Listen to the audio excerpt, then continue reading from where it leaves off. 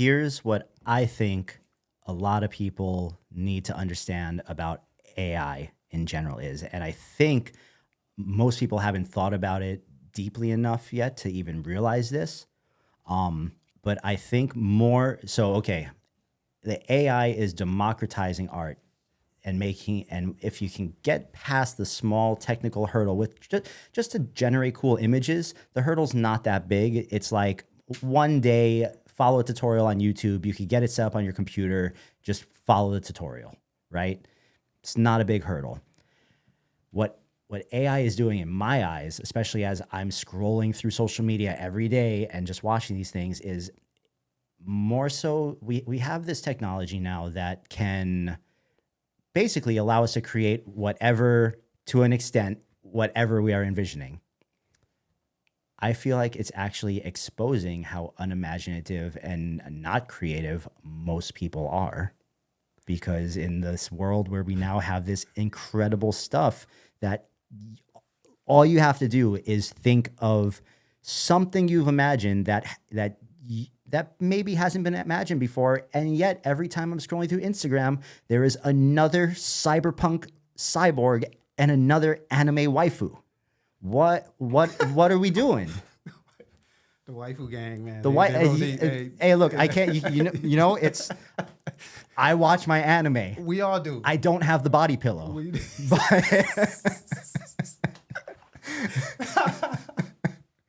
There's levels. I get it.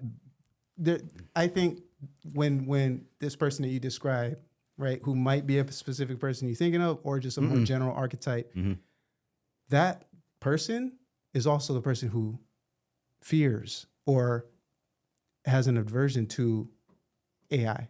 Like, I feel like if you say AI now, a lot of people, and you know, they talk about a saturated area. Like if you go on YouTube and just look at AI debates, right? You can go down that rabbit hole as long as you want, right? But one of the voices in that kind of realm of like, no AI, what's the common, okay, let me ask you as someone who's way more into it than me, like what are the biggest objections to AI that you see personally? Like when you're talking about it, hey, I'm a full-time AI artist personally, but then also at large, like in these rooms of the company that just decided to hire a full-time AI artist.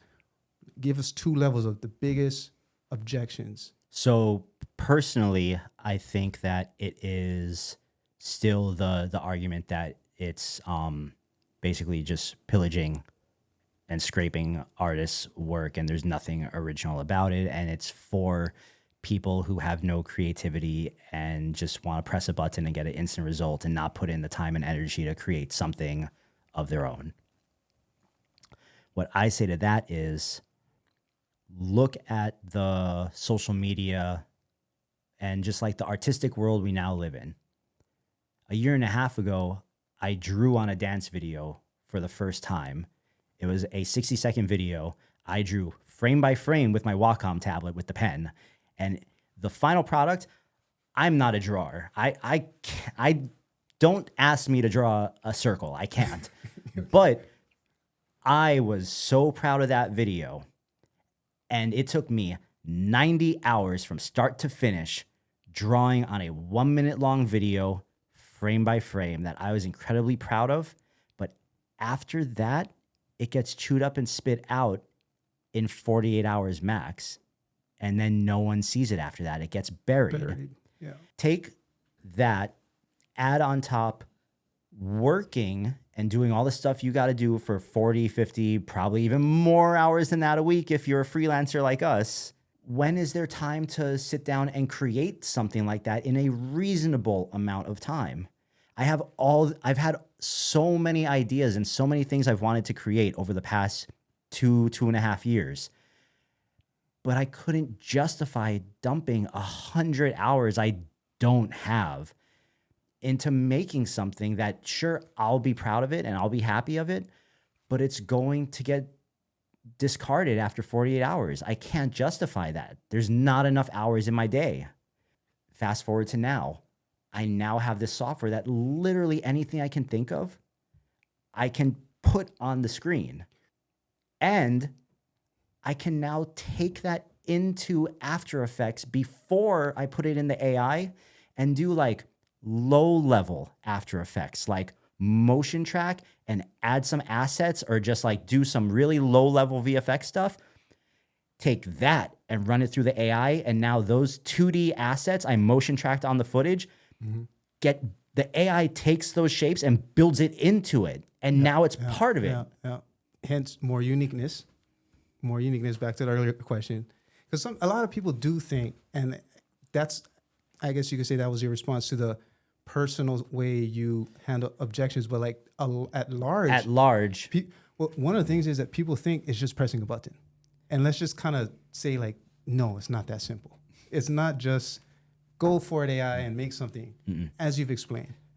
So that's one of the bigger like misconceptions about AI. I do think the bigger problem, aside from like, look, people in general, like, sorry, I have to say it, people suck. We all know people suck.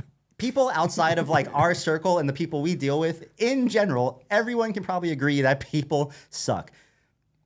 Go on Reddit, you'll see it. People suck. But the larger issue probably is the argument about like the deep fake type of stuff. Because now in the stuff that I do, so there are two different things you use to create the artwork, right? There are models and there are LoRAs.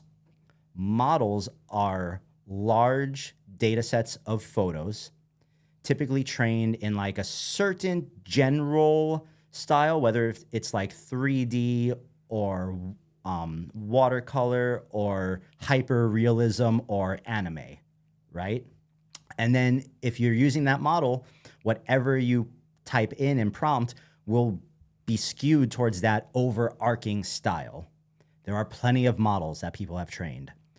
LoRAs are much smaller data sets that you use in conjunction with the model that are trained on very specific things. If I want all the people in this piece of art to be a specific anime character, I can go find a LoRA that's been trained on photos specifically of that anime character, and now every person in the artwork is going to be that character. That being said, remove the anime girl from it, and now you have people training LoRAs on celebrities and on likeness and on stuff like that. I did a music video for a large Egyptian R&B artist over the past month that I just wrapped, where the artist himself wasn't actually in the music video. They had a stand-in as the main dancer. I brought in one of my friends who is a genius at training models. We gathered a data set of this guy's photos from online and high quality photos they gave us. We trained a LoRA on his likeness, and I made the stand-in look like him. Gotcha.